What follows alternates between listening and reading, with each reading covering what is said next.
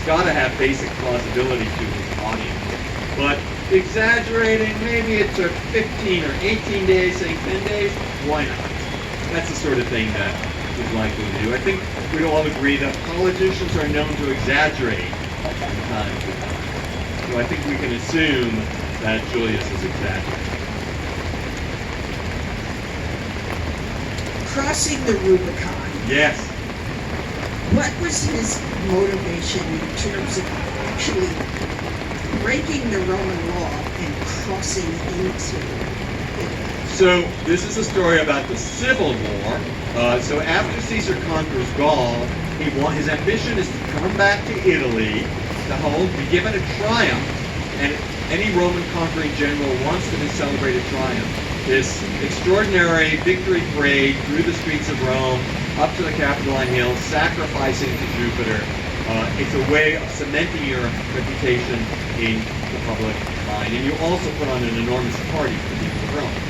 And he wants to be elected to a second term as consul. The consul is sort of king for a year, president for a year, but having much more power than an American president would have. Very few limits on the power of a consul. And Caesar wants to ram through a series of legislation, both to reward his soldiers and to win friends in the Roman public as a consul. The last time he was consul, before he went to Gaul, he was so unconventional, so revolutionary, and so violent that his enemies in the Senate said, never again, we'll never let this guy get elected consul again. Well, after he's conquered Gaul, and in conquering Gaul, he's not only Rome's greatest general, he's also the richest man in the Roman world.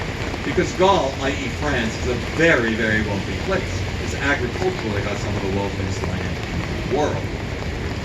They don't want Caesar back, no way, no how.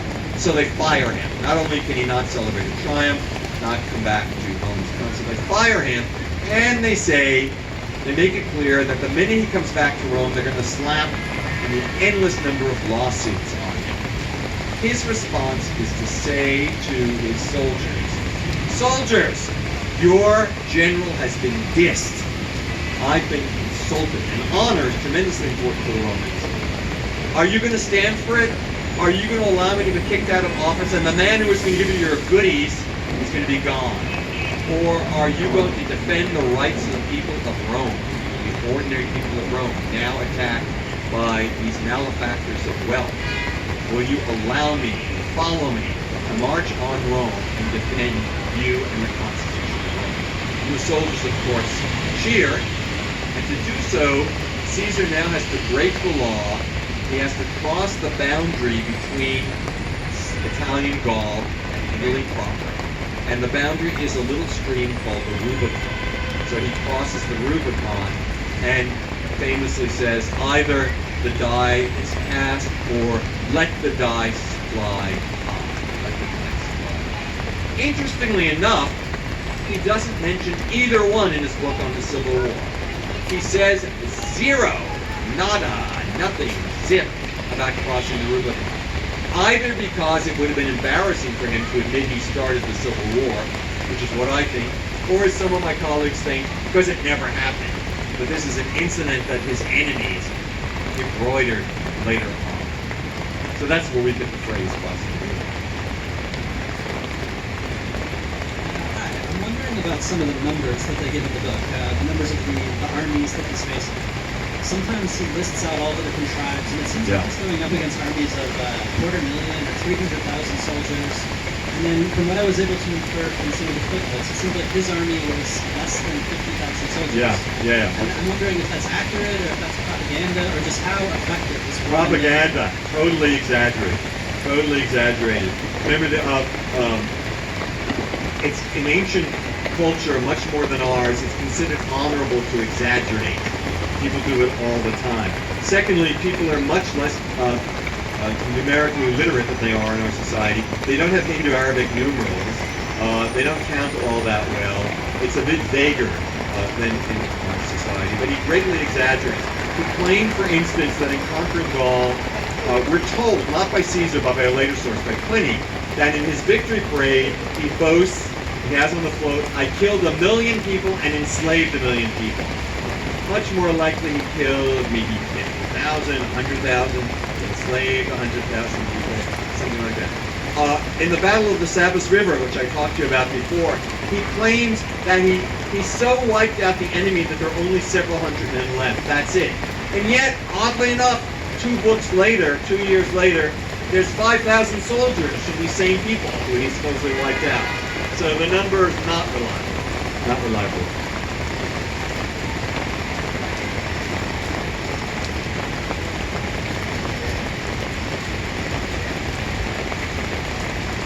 Other questions?